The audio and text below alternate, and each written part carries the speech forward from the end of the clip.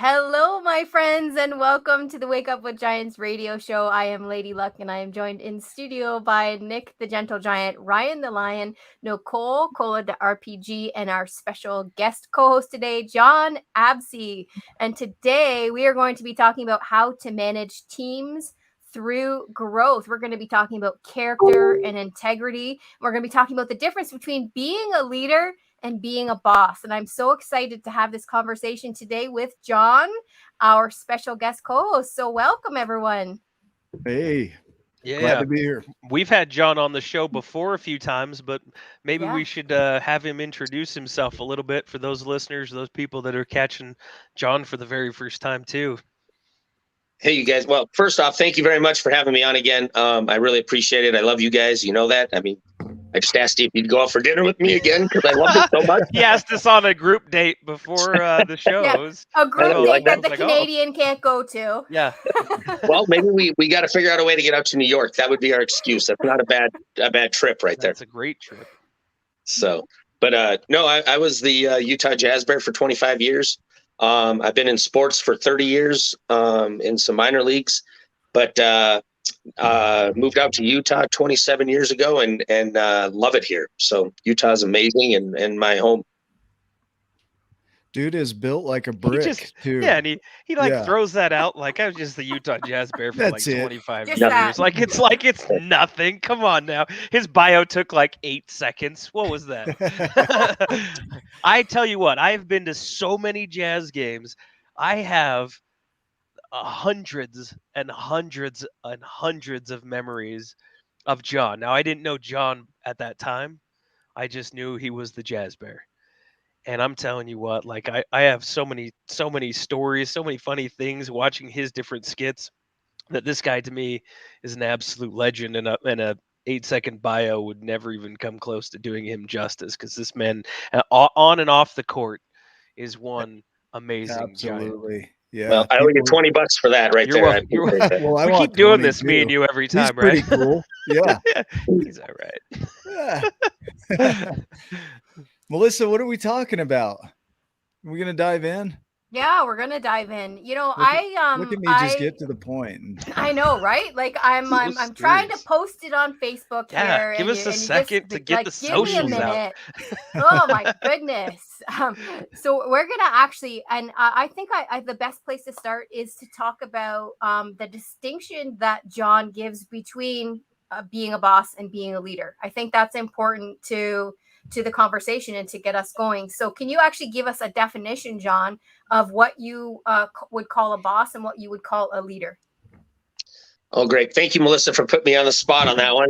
No, right? but no, I guess I would look at a boss and a leader, or like a manager, a boss is somebody that is more concerned about their well-being, their promotion, their status, their title. And a leader and a manager is going to be one who is somebody who is trying to lead their team to make all of them better, and isn't as worried about their success in the company. They're worried more about the company and the people that work for them. A lot of times you're going to see a boss, like to me, a boss is somebody that comes in, doesn't understand like getting in the trenches with their employees, because, they have a title and they don't need to understand actually what their employees are doing. They just need to be told what to do, and that's all they care about. And I got a great example of a time that one of my managers, got in the trenches with us. His name was Nate Randall, and he did not understand why I needed 9 Bear Crew people to help me on game nights. So I had 9 people that helped me, and he couldn't understand it, why I needed so many. And I said, and I thought totally he was going to say, go take a hike. But I told him, I said, hey, why don't you just come and be one of the Bear Crew for one of the games? And he was one of our senior VPs, and he said, okay, I'll do it. And he came down, and we put him in a Bear Crew shirt and a Bear Crew hat, and he did everything that Bear Crew did, and saw the processes of why I needed 9 people. And afterwards, he just said, that was the most fun I've had. And he goes, I understand now, and never mentioned it again. You know what I mean? So that's where your difference is when you find somebody that really cares for their employees. And I actually told this to Gail Miller one day, because my boss, I'm sorry, I just keep talking. Is that okay? Yeah. I remember sitting with Gail Miller, Yeah. and when I got hired, you never could talk as the bear, right? Yeah. Like, So you know what? You go. Now you take the mask off. He's like, No, it's kind of weird because, being a mime for 25 years and not being able to talk, I've noticed that when I get on shows or if I go and do a speaking engagement, I can't shut up. And I remember I did an hour and a half talk one time and they're like, wrap it up. And I'm like, dude, I could go for another 30 minutes. But when I got hired, I was really fortunate that my manager was Grant Harrison. He was the consummate leader. He looked out for us. He fought all the battles for me that when I would get in trouble, and I'd always go in and say, listen, man, you let me fight him. And he said, no, that's not your job. He goes, your job is to be the bear. He goes, let me take that heat. But he was amazing. And I'm talking now, trying to figure out where I was going with this. And then I started talking about everything else. What was the question? you were talking about Gail Miller and so that was it. Yeah. So then I remember sitting down with Gail Miller, and she was asking me, because we had a little problem with the morale and the culture and stuff like that at the Jazz. And she asked me what the problem was. And when I told her, she was kind of shocked because I basically mentioned it was our president at the time. And I told her, I said, he's kind of the head of this, and he has these guys that trickle down, and they're all these little henchmen. And I said, for them, I go, I would find it hard to move this plate. I said, but for Grant Harrison, I could move a mountain. And I said, it's all because of how he treated us, how he supported us, and the fact that he looked at us as actual people instead of just a number that, or somebody that could be used and thrown away and we'll just get somebody else to come in. But I know the whole culture of the Jazz was like that back in the day when I was hired on. We were more of a family organization, and we looked out for each other. And then as time went on, the whole process with the Jazz, like all the management started changing over. And then we got into this one management group that literally they either fired everybody or people were just leaving because of the culture and the morale with the company. It was horrible. What was the kind of the reasoning there? I know that happens in a lot of companies. That there's people that you're there for a while, you're used to a certain way of it being, and it's good. You kind of become that work family, and then something shifts. I don't know, like on the corporate level, it tends to seem to do this on the corporate level because you've got some suit back at corporate looking at like numbers and going, wow, we could cut this and we could cut that, and they don't understand the work dynamic. But what changed within that organization? This isn't about a bash on the Jazz or anything like that, because the Jazz are great, but at the same time, that's a massive organization. So when there's a shift like that, what's the distinction? What started happening so that maybe small business owners that are watching this or somebody that's in a corporate position can see that and start understanding, oh, if I do this, that will this certain impact will happen because of my decision. I think what happened for me, what happened, I mean, not for me, but from what I saw and from what I heard and from what I, experienced, it's just, and it happens in a lot of companies, you get this management change. And when you have an owner that puts somebody in charge, and, because technically you have a manager here, like you have the head guy, the president, and all of that trickles down to, down to the janitorial staff.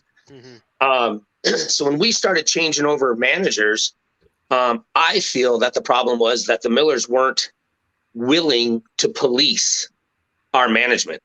They were, in my eyes, too worried about image, about getting rid of some people. And then they just trusted this person way too much. And he was one way with them and a whole different way when it came to employees and his managers. Does that make sense? Yeah. So they just saw him as, oh, what a good guy, but he was a horrible person, and he caused the whole company to shift. And I remember not more than a year after I was gone, I went into a Jazz game, and I swear to you, I didn't know anybody. That's the whole company just exploded, and everybody either left or was fired because in his eyes, and I remember talking with our HR guy for this, and what he told me is, he goes, he's trying to get rid of the family atmosphere, because what he wants is we were so tight that if somebody left or got fired, it kind of caused a little commotion. You know what I mean? We're like, hey, what's going on? Why did Sylvia get let go? And he didn't like that. He didn't want people to be friends and have a connection. He wanted everybody to be on their own so they felt scared. You know what I mean? Because then if I'm by myself and I don't have a group of 6 or 8 people that are my friends, you feel alone and you feel helpless. Does that make sense? Mm-hmm. And that's kind of where he was going, is he wanted everybody to be brand new. He wanted turnover, and he didn't want any relationships. And it was really sad. And the whole company, like when I talk to people, it's a miserable organization right now. You know, what's interesting is people quit. They don't quit jobs. They quit bad management. Yeah. Mm-hmm. And there is a lot of jobs out there that are plenty fun. You know, there's good people that you work with, and then a manager comes in and changes the whole dynamic. We had one that was so manipulative. He would peg one of us against another. He would tell us stories that weren't true, so that we wouldn't like a certain person or they wouldn't like us. And he would play this game, like you said, to divide us. Yep. And nobody, we couldn't figure out how come the upper management never saw that, is because of what you just said. He had one show for us and another show for them. And I just left that company recently back in March, and it was the best thing that I've ever done. It's like getting divorced. You jump right into another relationship and you find out, oh, it's just the same. It's the same. But the idea there is that you have a say in that too. So as an employee, what would you advise somebody in that situation, you know, to kind of guard and honor themselves if they do have a boss? Well, you know, and it was hard for me. I mean, because in my position, like I felt a little bit more protected than everybody else. And so it's kind of hard because nobody really dared say anything. And I understand why, because believe it or not, is back then is when you did say something, and I do believe this is kind of part of why I got let go. But when you do say something, those people weren't there very long. They came up with a reason why they were let go. But I remember so many people coming to me and telling me what was going on with the company. And I remember sitting down, this is before I realized how crooked he was and how bad he was, you know, with our president and stuff. But I sat down with them and I sat down with him and my manager, and I told him, I said, this is all the stuff that's going on. And I said, you know, it's weird that everybody's coming to me and telling me everything. I go, but this is what I'm hearing. And, you know, he seemed like, okay, we're going to get to the bottom of this, but nothing happened. But, you know, the thing that I did notice is people were getting moved in different places. And then he was putting managers over different areas. And what I realized what he was doing is he was actually shielding himself from all of this talk and this discontent in the company by putting his managers in front. So they were the ones taking the heat, but not him. Mm-hmm. Does that make sense? Mm-hmm. Yeah. And so that's really all that happened out of it. You know, I want to take us back to something that you touched on earlier too, and because I don't want that idea to leave us. And you said that people are willing to do more for a leader and someone who's got that connection with them and leading them in that way. People are willing to work more and do more for that kind of a manager and a leader. And I want to highlight that to, you know, other entrepreneurs and leaders that might be listening, because it's true. When I've had that experience myself, where I had this amazing manager at one point. You all know that I work for the federal government. So I had this federal government manager, and it's like, you know, you go in at a certain time, you leave at a certain time, you take, you know, your 15-minute breaks, and there's no leeway, and it's very strict, right? And this manager used to call us on 2:00 on a Friday afternoon and say, you know, if you're done all of your work for the day, then just leave early. And he would consistently do that, and consistently, you know, make concessions for things in your life. I was pregnant at the time. I was trying to make it home to a yoga class that was helping me stay stress-free and helping to calm me through the pregnancy. And I was having trouble getting there on time.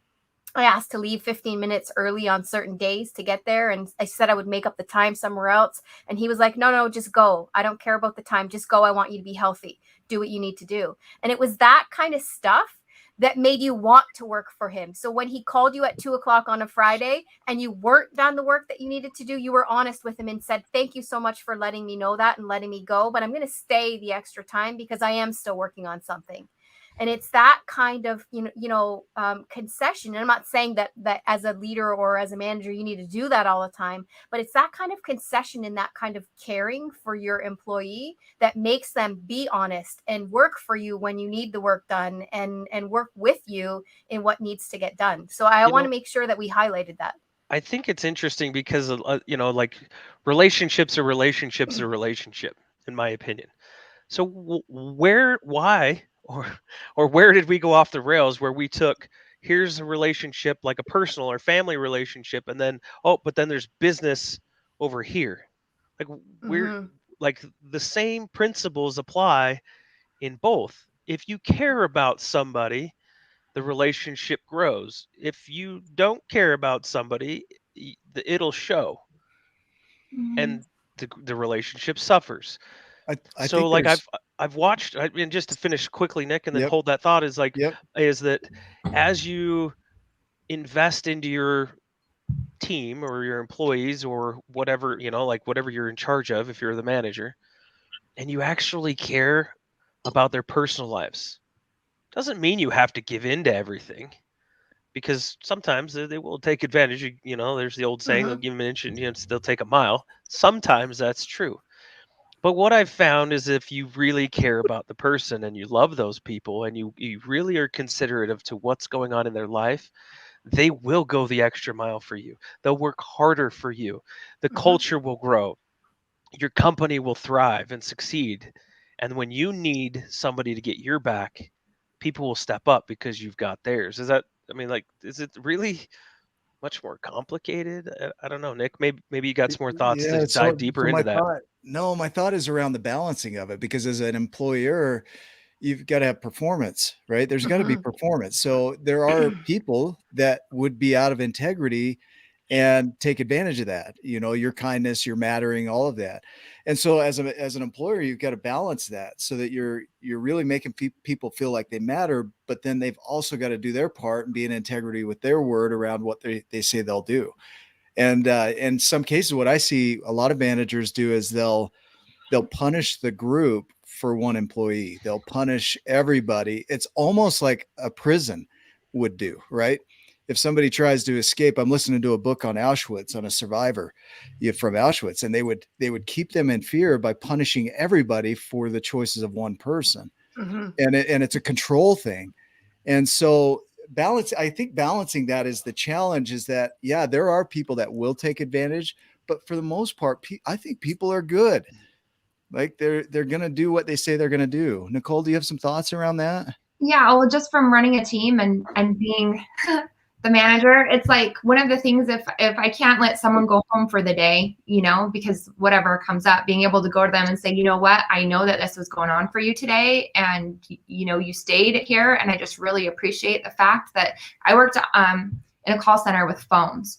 So if people were leaving, it affected the entire team. So I would hop on the phones for people so that they could leave. And if that wasn't a possibility, then making sure that I recognize them, leaving them a thank you note, or getting them a small plant or something, and just saying, like, I know that this came up, or you were going through this today and you stayed. So like recognition, I think, is huge. Plants are the secret. That small plants, is that some succulents? I actually have some, go a long way. I actually have some for my team that they brought me, but it's like, I know for the company that I was in, they got bought out. The revenue cycle got bought out by another company, and people immediately went to uncertainty and fear. And so for me as a leader, I went to a space of, oh my gosh, you guys, we might have so many more opportunities. This company doesn't require education for you to get higher positions, which means growth. So I went to like opportunity mindset, and my team kind of went to like the fear and uncertainty mindset. And even though I was scared, I put on the front for my team of like being positive, like hearing people, listening to them, because they go into the making of the stories, right? of what this growth is going to mean. They go into the stories, and most of the time, almost 100% of the time, it was negative. And so being able to hear people and acknowledge their fears and their uncertainty, but then also being able to be like, oh my gosh, like these opportunities may potentially exist. I mean, in that situation, just to kind of help navigate them through, because I feel like they go through the feeling that we talk about, the cycles of grief. And I feel like that's something that in that situation that all of my employees were going through, like kind of like grieving the way it was, or like what are we losing? They went to like, what are we losing? Not so much what we're gaining. And as a leader, being able to hear them, understand them, and be there to support them through that situation. Yeah. What else can you do for culture? Like, so I mean, there's like, you have a change out, you have something like that, and then we can talk leadership and keep diving down some of these different side shoots of this whole topic. And I think it's a great topic because there's a lot of people that have jobs or that run teams or own companies. What else creates a good culture? What else, in your opinion or anybody's opinion, helps create that culture? So if your company's in shambles right now, if your organization isn't doing what you think it should do or what it could be, what do you do? I think right now, with the environment that we're in right now, mental health is a huge thing. Caring about the mental health of your employees goes a long way to creating that partnership and that dynamic. Yeah.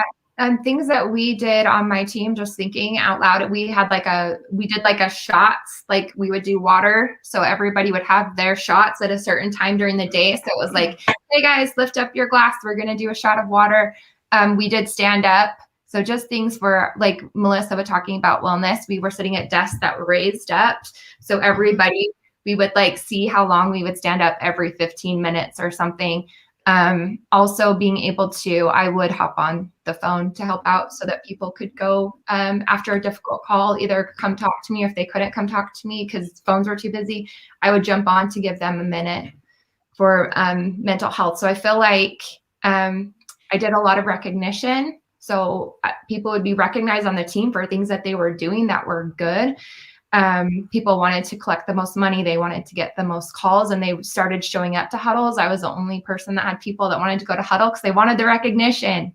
So things might suck right now, but so-and-so got the most phone calls, and this person, like, just a lot of acknowledgement. John, what do you think? What helps in that scenario? Well, I think that first it starts with your who they're hiring. I think a lot of times people hire for the wrong reasons, and I think that's where immediately your culture is going to go to hell. But when it comes to a manager that say he is a good manager, I think that with culture comes relationships and actually going out and caring for your employees. I think a lot of times people are afraid as a manager to see their employees excel and move on and move up. Does that make sense? Or to see them find a better job, and then they're mad because you've been with me for 6 years and now you're leaving, instead of being excited for them. Does that make sense? And I think just doing that, like my first assistant, Luke Larson, he was with me for 16 years, and he told me one day, and I mean, I never saw it coming, but he was just like, "Hey man, I'm gonna probably end up going out to Bend, Oregon." He wanted to do, he was a big time runner and he wanted to run. And, I sat there and there was that moment where you just kind of go, oh crap, man. It's like, what am I going to do? But then it was like, nope. And I said, listen, if you need a reference, if you need this, I said, what is it that you need to help get yourself out there? But I was, you have to be super supportive. And then when other people see that, they realize that you actually care for their well-being. And that's exactly what a manager should be doing is, caring for their employees and trying to get them to have a better life, to get a better job, to get a better position in the company. I mean, that's really what a manager's job should be. I think another way with culture is by like we talked earlier, is going into the trenches with them and trying to understand their jobs. And like you were talking earlier, Melissa, is by showing that, you know, hey, you're not feeling good today, take the time off. I'll take your workload. I'll take your papers, you know, stuff like that. It's just, honestly, I think it really just comes down to caring and trying to create a relationship with everybody. And like you said, Nick, earlier, there are those people that are going to take advantage of that. And unfortunately, there are those people out there. But then you might have those people.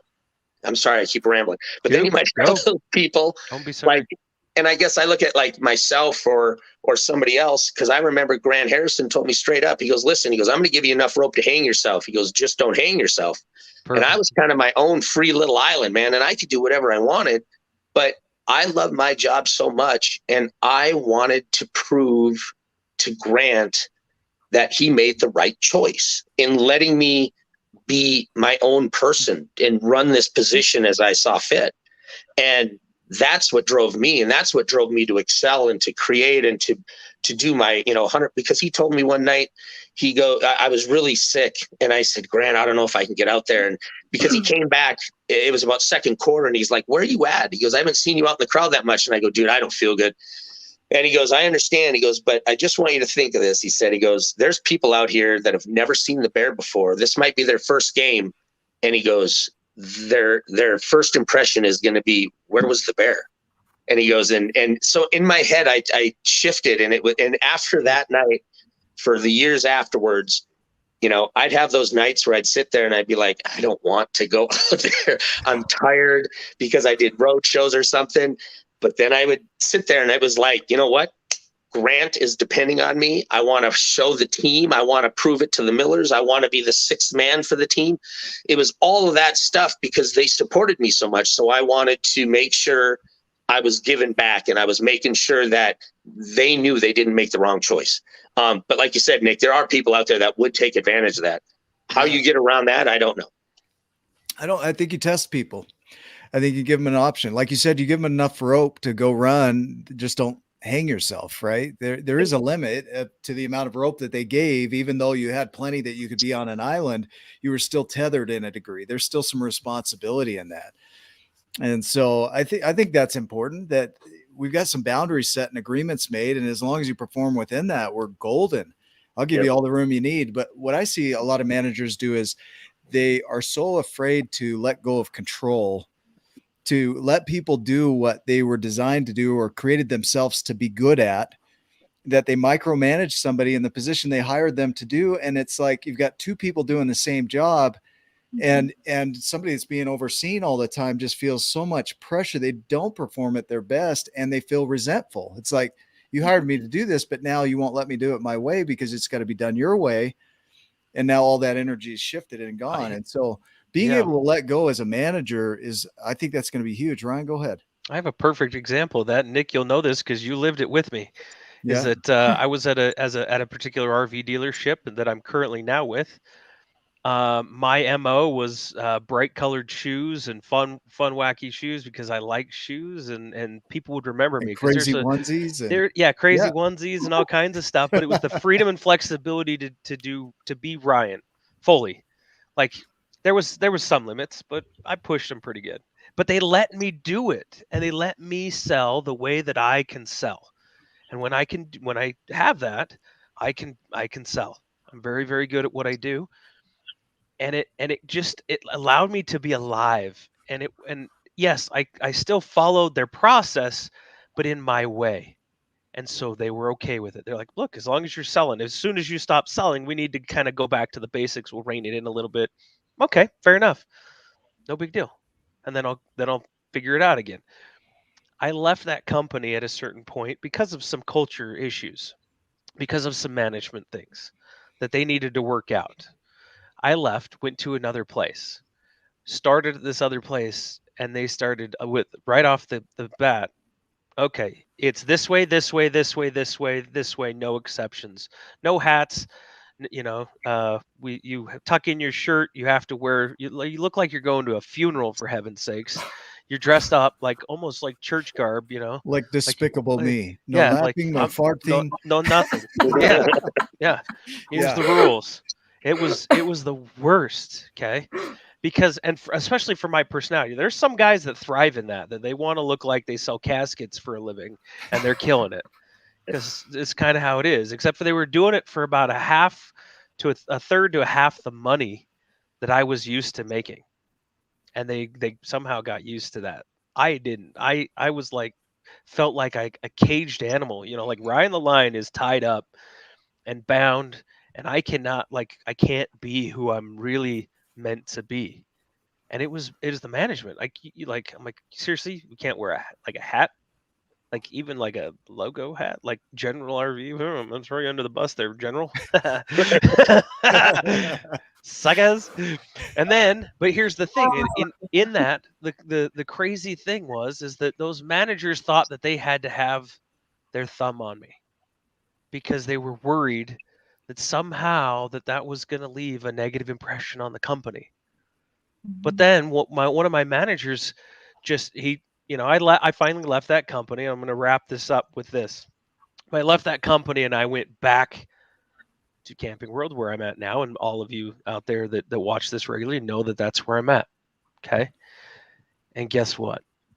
Ryan the Lion got unchained, untied, and he could be him. Ryan doing Ryan things again, right? And I could rock it. And guess what? One of those managers, I ran into him down the line from my old job, and he said, "How come you didn't do that for us?" Interesting. Because you wouldn't let me be me or me do me. And inside of, I would have followed, the process still, but just have that freedom and flexibility and the trust, enough rope where I won't hang myself. So there's a perfect example of that. Sorry, General RV. Sorry, Camping World. I think a lot of times, just like you said too, though, I think a lot of times management doesn't, they won't take the responsibility that it's their fault, that, the culture is bad because of how we manage. They want to push it down on us and on the employees and say, no, it's them, not us. I think when it comes to that, there's just so much ego that you have to fight through when it comes to management, because they're so worried about titles. And I'm not a title guy.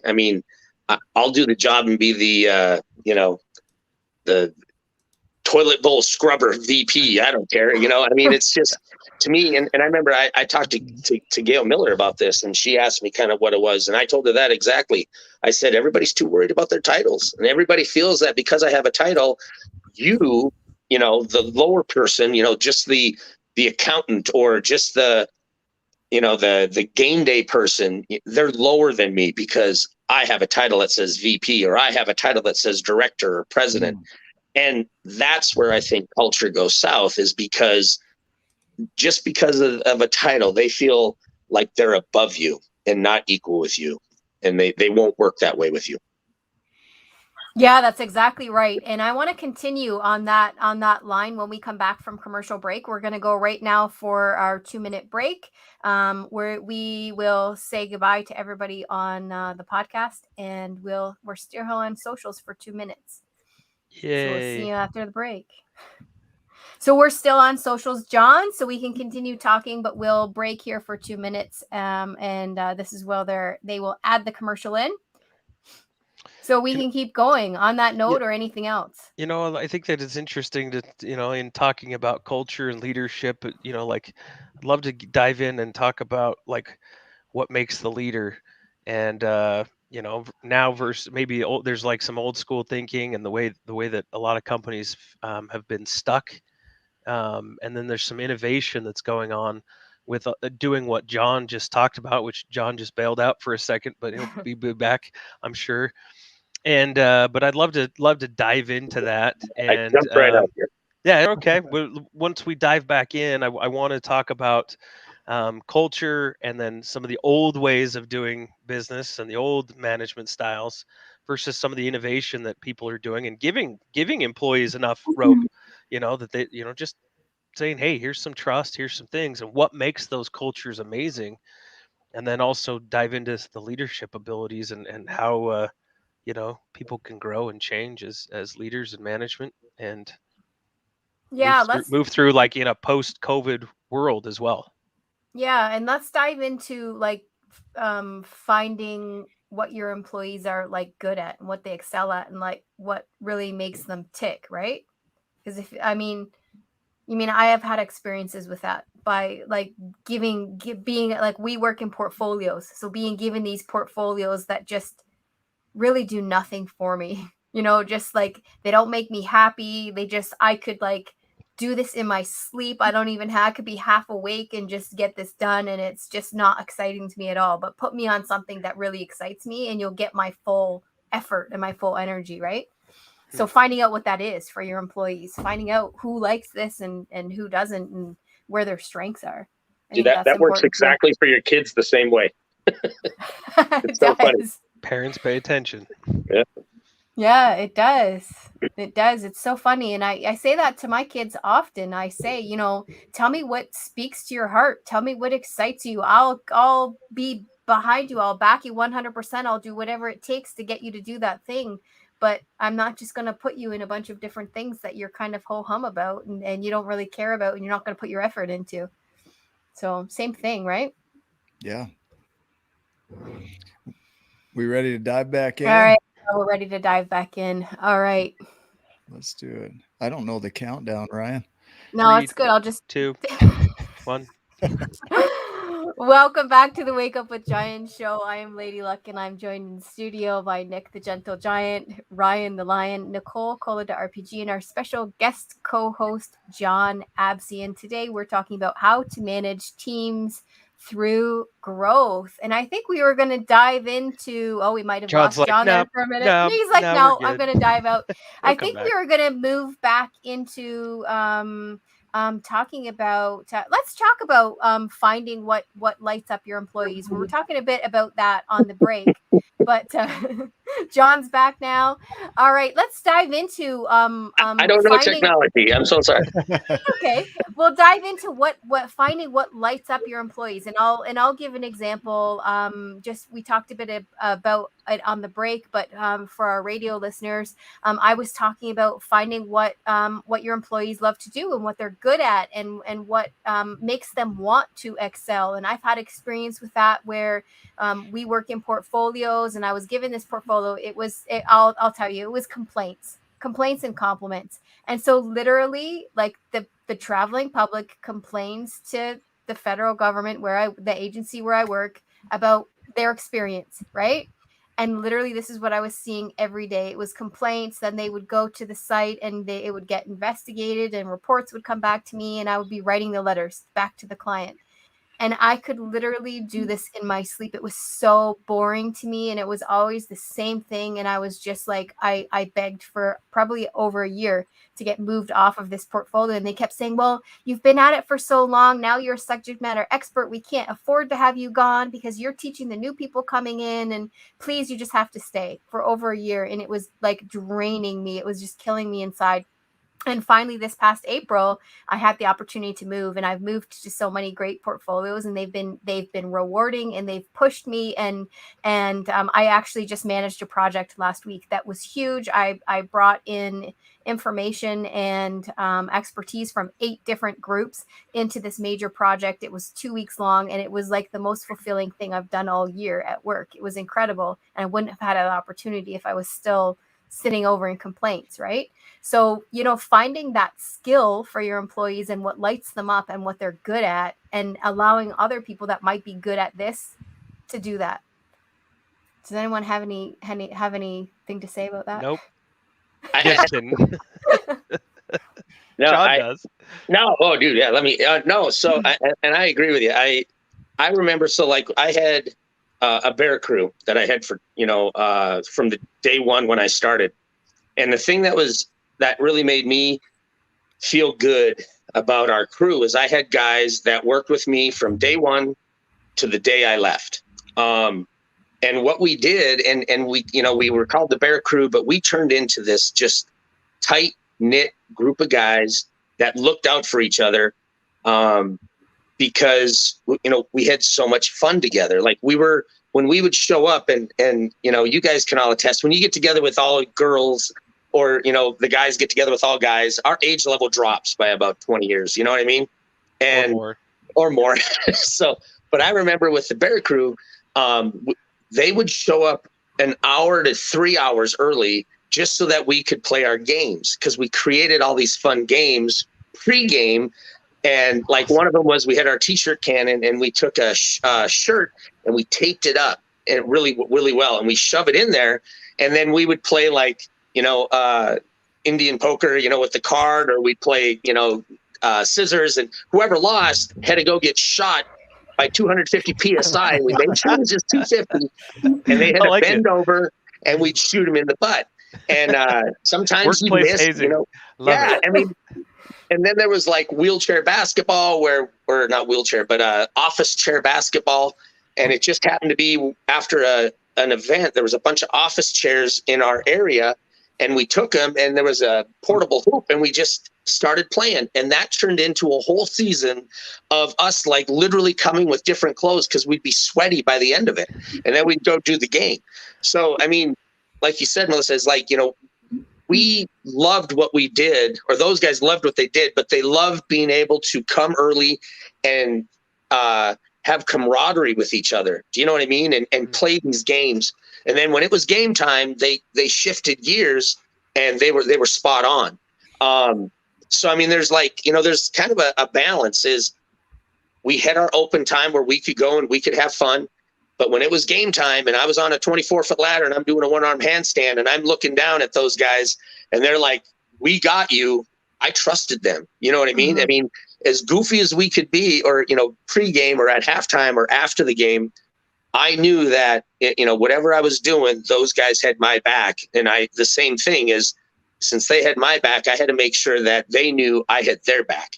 And I know a number of times if one of them got in trouble, if something happened, I made sure that I got in between them, and I was like, no, you can't talk to my guys like that, because, this is my crew. And if you're going to talk to somebody, I'm going to take the hit, not them. So, but I think a lot of it is we just had a ton of fun, the camaraderie, being able to, because like, there's another example. It's like, so I was working with Alinco Costumes, and something that I thought was really weird to me, not weird, but everybody took breaks on their own. Does that make sense? Mm-hmm. And I kind of was watching this culture for a while, that people would go out to their cars and be by themselves for breaks, instead of getting together and talking and finding out what you're doing next weekend, or finding out how the family is, or your kids are, I think that culture wasn't as conducive to a positive work environment. Does that make sense? Mm-hmm. Because they struggle keeping people. And I think a lot of it is just because, we have a break room and tables and chairs, but nobody ever goes in there for the breaks. Everybody just disappears and does their own thing. And when they're working on their own as well. So I was kind of confused why everybody didn't come together. He makes a great point. Like, and it's kind of the point that I was making earlier, is like in relationships, like relationships outside of work are about the same as it could be inside of work. And so, like he was saying, hey, our championship softball team, we got together for 3 months before, just to meet, just to be with each other before softball season, because then that guy has your back. You know that who that person is, and you know who they are and what they're doing. And then you come together on the field as well. So you come together off the field, you come together on the field. So Nick talks about how you do one thing is how you do everything. It's kind of not my quote, but yeah. Oh, I made it yours. Yeah, thank you. I listened. Attributed. I like it. Yeah. No, it's it really matters. It bleeds in. I mean, it's you in all of it. So it impacts everything. So when you do go home, it can impact things at home. If you have a hard day at work, you might have a hard day at home. You might take that home.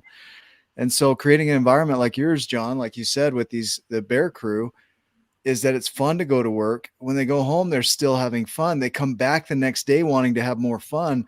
They know that it's work, but there's that enjoyment.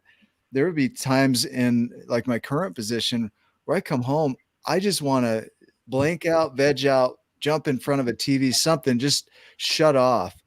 And then I wake up, put myself together, and go back and do it again in the morning. That's not fun. It's not that employment is all about the fun, but creating an environment, like you said, and having a team like that, or what Hugh said, really adds to the energy. So you're looking forward to going back tomorrow. You're looking forward to that next day. What can we create today versus, oh, I got to do it again.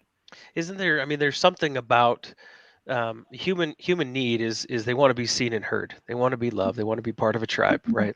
Yeah. So like I started watching Taylor Kirby, and I don't know if you're still watching Taylor, but I watched Taylor Kirby. He's the bearded bling boss. He sells paparazzi jewelry, $5 jewelry, has 400 and something people in his downline. This guy is amazing, right? But I didn't know him. He looked like he was damn near homeless when I first ran into him online. I don't even know how we became friends, but we became friends, and I started watching him and watching how he would interact with the consultants and the people that were hopping onto his lives, because he sells via Facebook Live. And I was sitting back watching this guy, and I'm like, who is this guy? And he holds up earrings. He's like, look at this hoopy hoop, and oh my goodness, this will look so good. And just like showing off rings. And he's like, oh, look at this gunmetal ring. This is one that I wear. Check this out. I got 3 of them in 3 different colors, and this is number 187. And oh, you better hurry. I only got 7 of these. And you just go through, and I'm like, who is this homeless bearded dude? Like hopping on. But you know how he would talk to the people that were on the other side of the screen, and this could be related to employees, and how a manager or an owner or boss of some sort could look at their people. He would talk to them. They would hop on. You'd see them hop onto their lives, and he'd say, oh my goodness, oh my gosh, Natalie, how are you?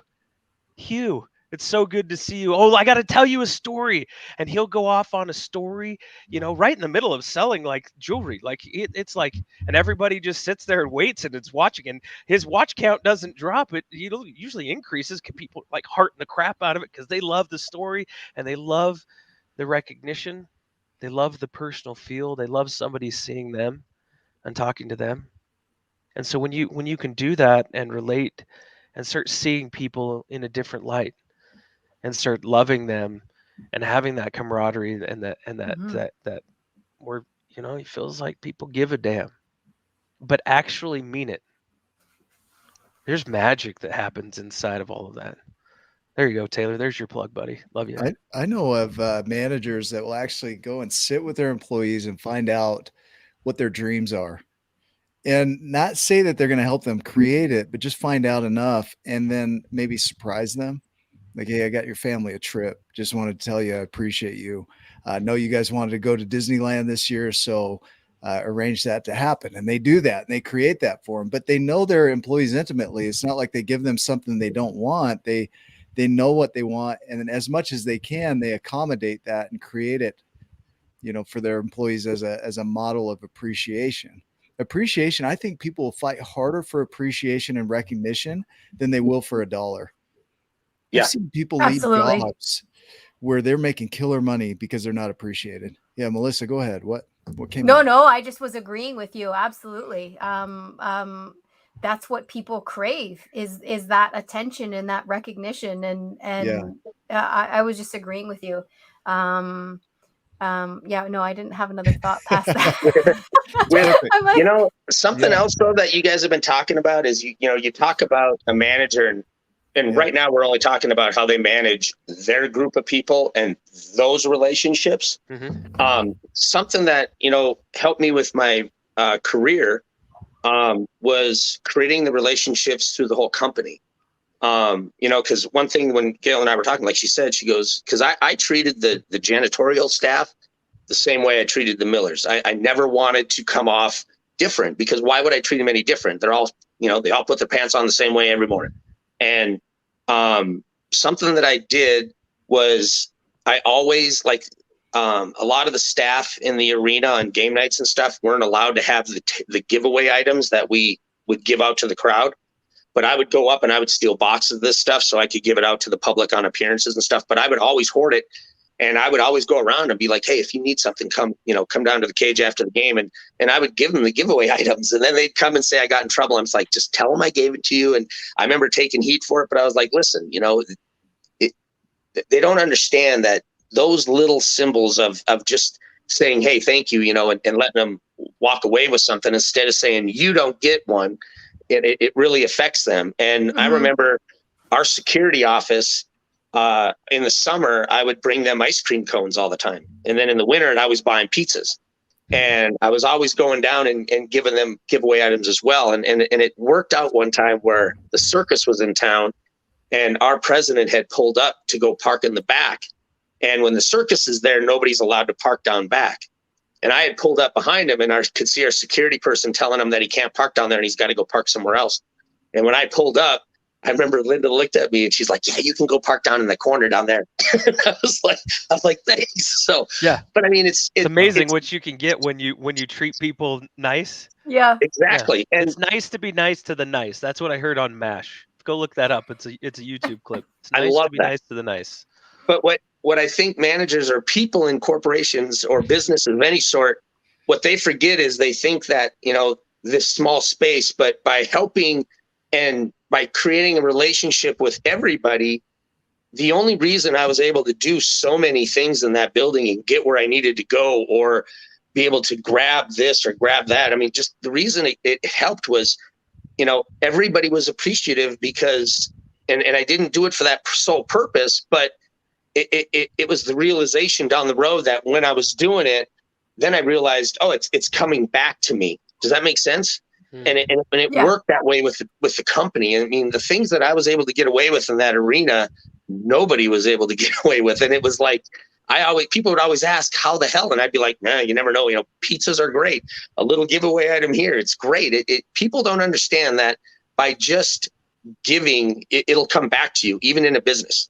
It doesn't have to be a lot Absolutely. either, right? No. I've had guys where I'll just buy him a drink. Ryan and I used to do this back and forth. He'd come in and he's like, I love you, brother, but I hate your liver. And he'd give me a Monster drink, His liver's the worst, but Nick's a pretty good guy. Yeah, I'm still functioning enough. Yeah. But doing little things like that, showing people that they matter. I have guys that'll do work for me that they won't do for the owner of the company because they Just matter. like John talked about the parking. Yeah. So it doesn't have to cost a lot. Yeah.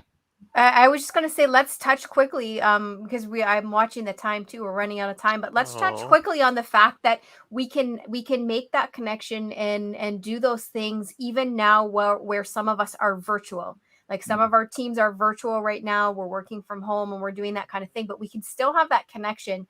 And I'll say that one amazing thing that my team is doing right now is two different things. They've set up a Teams chat to act like kind of the water cooler. And so literally anytime throughout the day, all of us on the team are like popping into this chat and there's gifts being put in there and there's little funny jokes. And it's just to give everybody a break because we're not congregating around a water cooler at work. Right. And so we've got this chat set up that we can just go in anytime throughout the day and just have those quick little conversations. And what they're also doing is they're calling team meetings that have no agenda on them. And it's so funny to watch people like emailing the managers, like, what's the agenda? What's the agenda? And people are all worried that no agenda got sent out. And then we get there and it's an entire hour of just like, bring your coffee, bring your tea. We play games, we chat, we do whatever. The last one we played, Would You Rather? And just for an hour.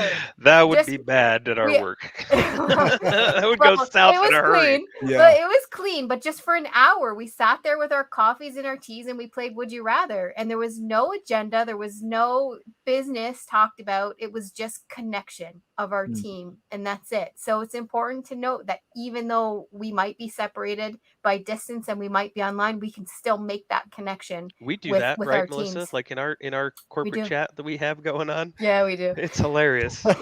we come together and support each other and say the weirdest freaking things. You guys are weird. I told you that. You guys are weird as crap, but I still love you. Well, I found Giphy. Yeah. Oh, yeah. Yeah. Nick is a GIF kind of person. He's got a thing going on with Alex right now where like Alex and him are like dueling it out about like who's the better GIF master. Nick stepped it up a whole notch. So Alex, if you watch this replay, you need to step it up a little bit, brother.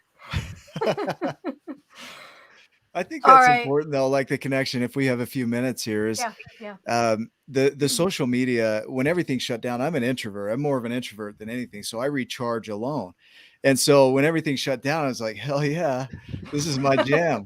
I'm Right? like, But there's like Yeah, mass you got hysteria in my people mind. like Ryan. Yeah, you need that connection. And so Yeah. doing things like what you just mentioned, Melissa, it goes a long way.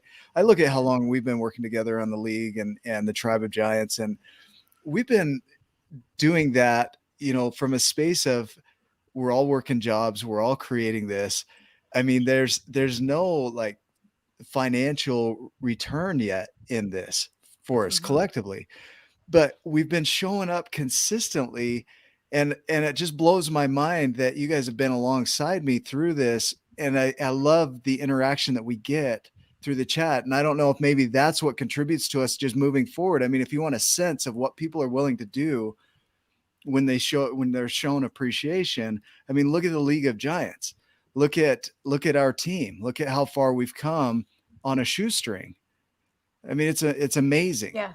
Well, I mean, we've formed that bond and that connection with each other. Like Nick and Yeah. Ryan are like my brothers, and Nicole is like another sister to me, Kind right? of like a brother to me, really. You're all cousins to me. Just so Yeah, you know, yeah. you're all cousins. Hey, here's the thing: is you know what's Third crazy is third that cousins. third cousins, probably once or twice removed. Yeah. But you know what's crazy about all that too is because we came together and we started stepping forward together and trusting each other and working. Like we've. I'm gonna say this right in front of you, John.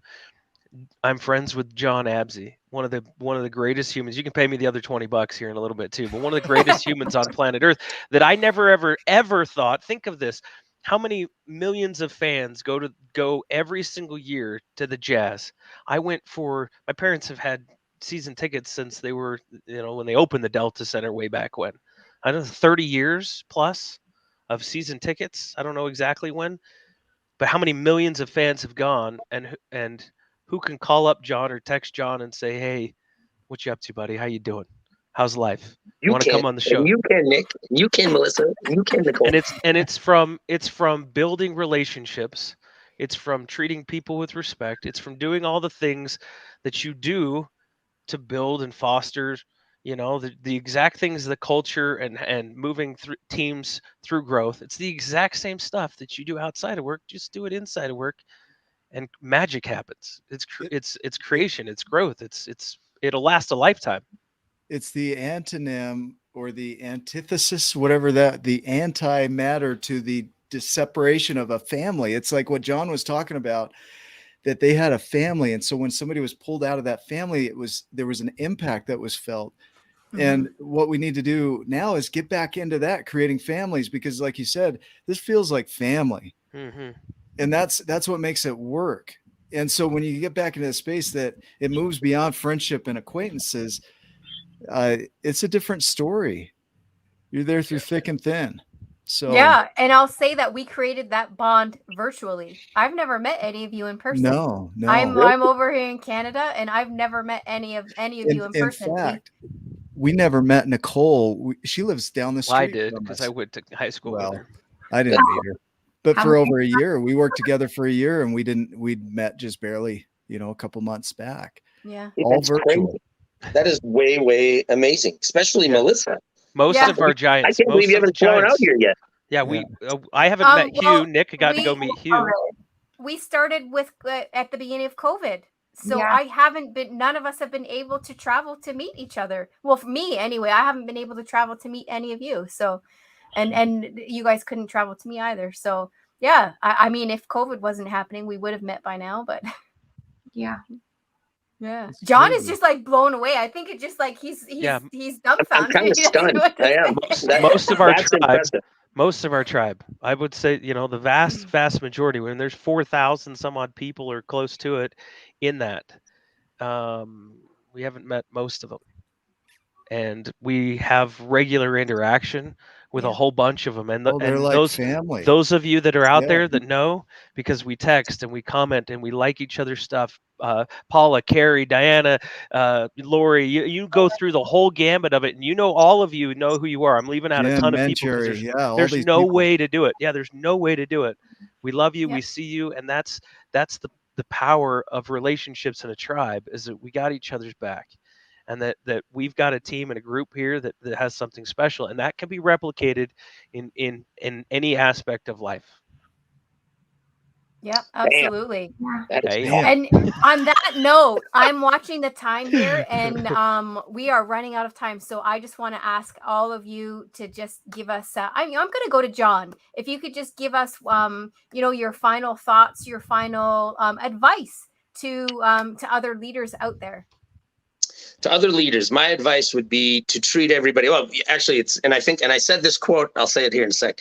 But just to treat everybody the same. That you don't have to treat one person one way or pretend you're somebody. Is I guess what I'm trying to get at. Pretend you're somebody to one person and pretend you're somebody to another. Just be you, and to legitimately care for the people that are working for you or that you work with. The other thing, and like I said, I think I said this last time I was on, but I love this quote, is you can always tell the character of somebody by how they treat the people that can't do anything for them.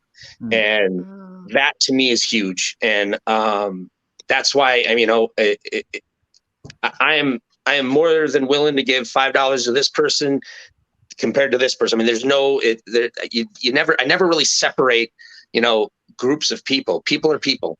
And they're all on the same level. I don't care who you are. A great example in my head is I remember there was a fellow who was a billionaire, and he had this huge beard, and everybody was kind of walking around like, oh my hell, this is who he is. And I don't want to say his name, but I mean, you could just tell everybody. And I looked around, and it was freaking me out how just different people that I knew, how different they were around this guy because he was a billionaire. And in my head, I was like, I love his beard. So when they introduced me, I went over and I ran my fingers through his beard, and I was like, holy crap. I go, you look like ZZ Top. And I remember everybody, you could hear just like, oh, and they just tensed up like, what the hell are you doing? And me and that guy text all the time and he told me straight up, he goes, nobody's ever treated me like a normal person. You know what I mean? So ever since he came into all that money in this business. And that's all people want, is to just be treated normal. And because they can see all the fake stuff that you're doing, you know what I mean? And that's my advice. There you go. God bless. Woo. That's awesome. Thank you so much. And I'm gonna take us out right there because we're at time. Thank you so much for joining us today, John. We appreciate all of your expertise. To all of our listeners, if you haven't gone to Wake Up with Giants TV on YouTube, please do go there, like and subscribe. There's some amazing content there. And we invite you all to join us next week. We have a huge lineup next week. We're going to be talking about how to jump the hurdles of life transitions. Our expert guest co-host is Bill Schiffenhauer, and we also have Olympic two silver bonus medalist 2-time. Yeah, we have Bill. You can come join us too, John. It's all good. There's room. We already have done. We love Bill too. Hey, listening, we already have two bonus guest co-hosts that week too. It's going to be Jay Moletsky and Renee Schultz are going to be joining us all next week. So it's a huge lineup next week. So please do join us, and we're going to sign off now and say goodbye to all of our podcast friends. Love you too. Bye. Just so you guys know, you're not going to have a screen big enough to hold Bill and his whole shoulders and bodies in it right there. So we're still live on socials. We've just finished up. This is what Nick likes to call the after show. Yes. I love the after show. Show's great. This is where everybody's pulling their bottle of whiskey and cracking it. Hey, you guys thought this was water, but yeah, mine's here. Sparkling ice, apple cider. Hardcore over here. Straight water. Boring. I'm dead serious, though, you guys. When are we going to? When can we set up a lunch or dinner date? Let's do it. We need to, because we need to grab some of the other Giants. Like Curtis Marsh loves to come when you're around. He thinks the world of you, and because of him, we might not have connected with you too. So that'd be cool to just do an open invite. I love to that, Curtis. maybe. I'm telling you guys, when I finally make it to Utah, there better be a big party with all of these people that I never get to meet and have lunch with. I want them all there. I'll tell you what. I'll tell you what I'm good at, Melissa. That's parties and getting together with people. All right. So I got you. Yeah, we're all right. Ryan and I are on that. Me and Nicole. Done and done. Done and done. I'm glad it's not me. Yeah. Nick will show I'm up. the opposite. I'll show up. Yeah, well, I just want John to run his fingers through my beard. I would love to do that. Can I get me too. And the show just went way And creepy. it went. We're that kind of a family, people. That's what we do. We're cousins. Yeah, that's what cousins do, isn't We're, it? It's okay. we're That's kissing what cousins. cousins Is where you're going right there. Kissing cousins. Oh my goodness. Love it. Well, you are the most amazing humans that I know, and I say that to everybody, but you're the most right now. You're the most incredible humans, and I just wanted to tell all of you, because this has been on my mind, about showing up consistently over time. I might get emotional. Crap, I wasn't going to do this. But showing up emotionally and physically for people, even when you don't have to. And John, I can tell that you're that kind of guy, and that you've been that kind of guy for a long time. I know Melissa is. I know Nicole is. I definitely know that Nick is as well. We spend a lot of time together. We spend a lot of time offline talking about how we can make this better, what we can do, how we can help other people from a space of service. And so in this whole thing, as long as it helped one person, that's okay with me. Let's just keep showing up and then be a person of character. And I know that you guys are definitely doing that. So I just wanted to give my gratitude to you That's guys awesome. and tell you how Thank much you. I love all of you. Love you too, My man. gratitude to all of you. And Yeah. I'm going to say something in the after show here that I haven't publicly said to anyone yet. Nobody knows this except my little inner circle here in my family. 8 weeks ago, I had what I call a breakdown.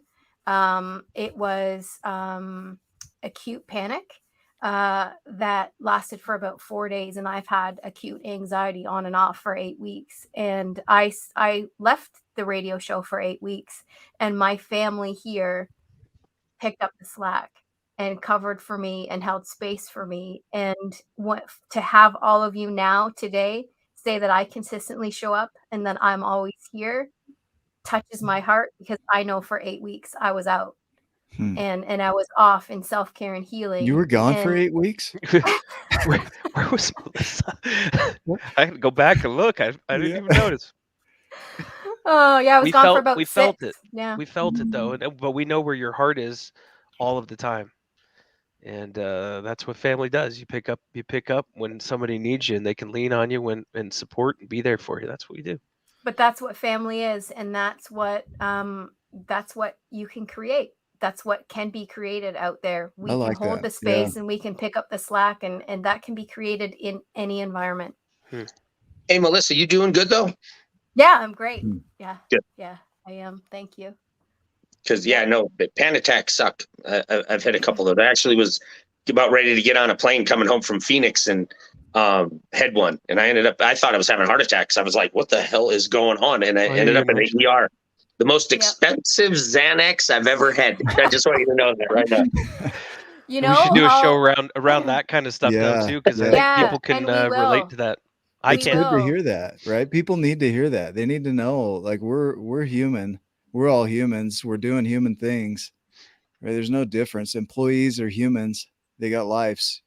Okay, my son taught me something. He taught me about sondering, right?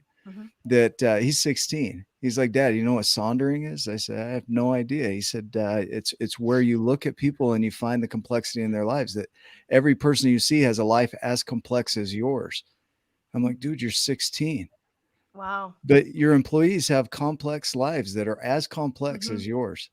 Marco, wise beyond his years. Yeah. And I think a lot of people need to understand too, Melissa, I think a lot of times when, like what you were going through, or say it's a divorce, or whatever anybody's going through, which is a hard time, is a lot of times they feel like they're the only ones going through it. And I think something that was really so helpful and so just eye-opening for me was with the panic attacks and stuff, was how many people that were my good friends were all of a sudden like, oh yeah, I deal with that, or I deal with it, and this is what and I'm like, holy hell, everybody. It was the realization the whole world is like this. Yeah, it was like that you're not the only one. Like, I don't care what the situation is or what you're going through, there's millions of people out there going through the same thing. And it's being able to, and I know in our anti-bullying thing is that, it's okay not to be okay. Yeah. And I think a lot of people, they freak on that. They're just like, well, I can't let anybody know that I'm having panic attacks. I can't let anybody know that I'm depressed. I can't let anybody know that, this is happening in my life. But it's like, no, you should be reaching out, because that's what helped me, was just want to all make these other that people. right there common, like where it's okay to say something, to talk about these issues. Like, when did it become why is it taboo, or why is it weird? But what I found is, when you get vulnerable a little bit, it's amazing to see the support and that people step in and love. Now, there are some people that will come in and say some weirdo stuff, but because of what? It's because of bosses. Sorry, bosses. Yeah. And that's, I'm just kidding. The that vulnerability truly is good, because it does create that support, that bond, that trust between others too, because they'll come in and step in and love, and just be like, that happened to me too. They'll relate.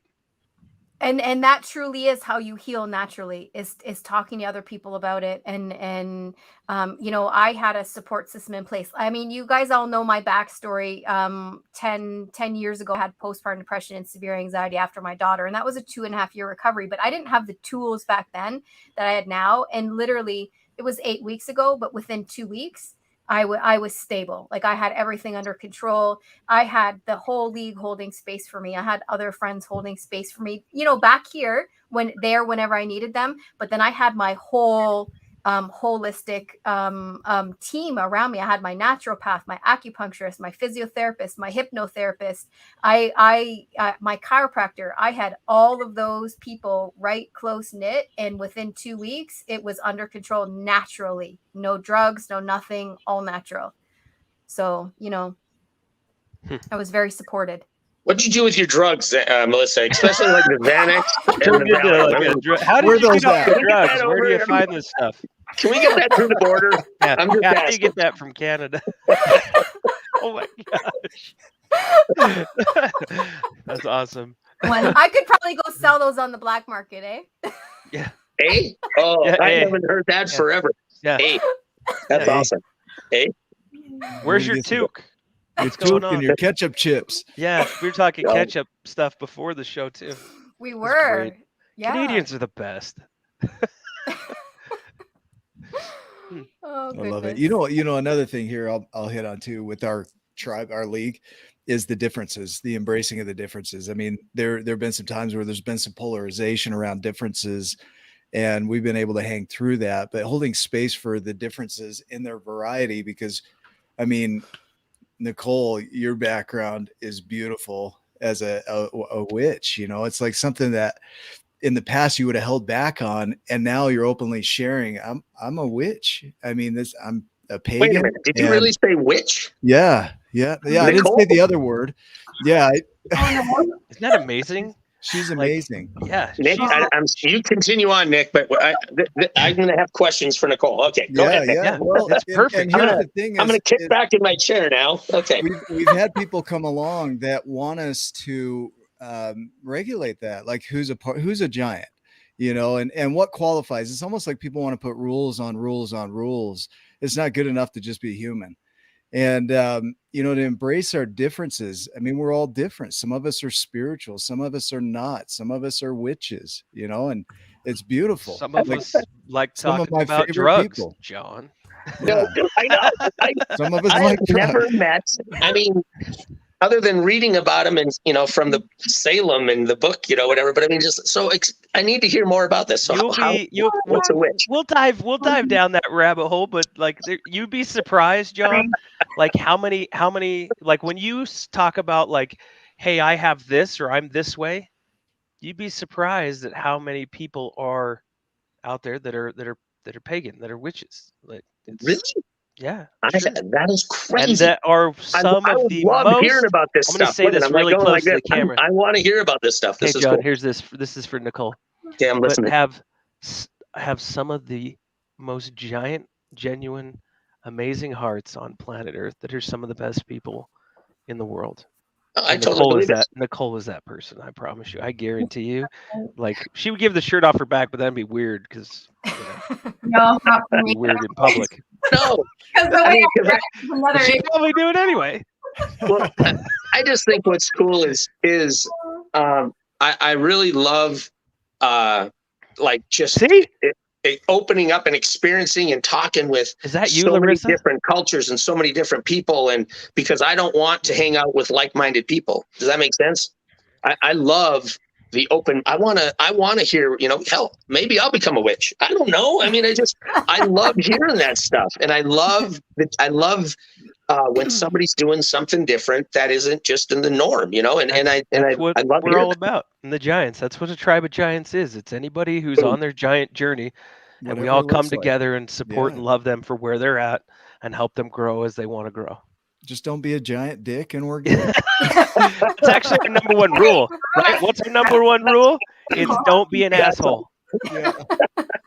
Love. That's all it's awesome. about. Is we just love everybody and Loving help them and kindness. spread. Yeah. Yeah. And what joy. did I just tell you Saturday is? Saturday is World Kindness Day. I've been waiting all year to be kind. I'm so ready for Saturday. That is awesome. I love you guys. Larissa, you guys I don't know if we are guys should friends, come but we over need to be Saturday too. night. I'm trying to have a party here because it's the last night Boom. that it's going to be nice out, and I just got a whole kind of mirage of people. If you guys want to show up, Melissa, fly on in. I'll bring the whiskey. John, I'll let's help talk pay for a afterwards. ticket, Melissa. If you can get out of the country, I'm in on a ticket to get you here. Oh goodness. Well, John was awesome. Warlock. So funny because my Love mom knows John, and she's gonna be horrified. He knows this about me. She's gonna be like, he knows what? Who's your mom? Maybe we can talk after. Yeah. We'll hit it after. It's It's the after show. The I'm after. wondering if that was the billionaire that you're running your fingers through his beard, but she works for a dealership that maybe provides a bike that the Jazz Bear has driven, and maybe had chaps with that vehicle, and Maybe a little fur went and flying. maybe it was my mom that helped with the chaps. I don't know. So Maybe. Let's talk. I know Melissa's battery sounds like Blue's so we're gonna have to. Yeah. Those were assless chaps, just so everybody knows. Well, there it is. Oh folks. goodness. my mom That did is definitely the horrified. after show. After Sorry, show. Mom. I love it. So, Oh my hell, that's awesome. I love you guys. I love you You too. too, man. Thank you guys. I love you so much. Yeah, I See, feel the my shirt same. says All that. right. too. Let's say goodbye to social Yeah. media. Thanks, guys. Love you. We'll see Love you. you. Love you guys. Bye, guys. Bye.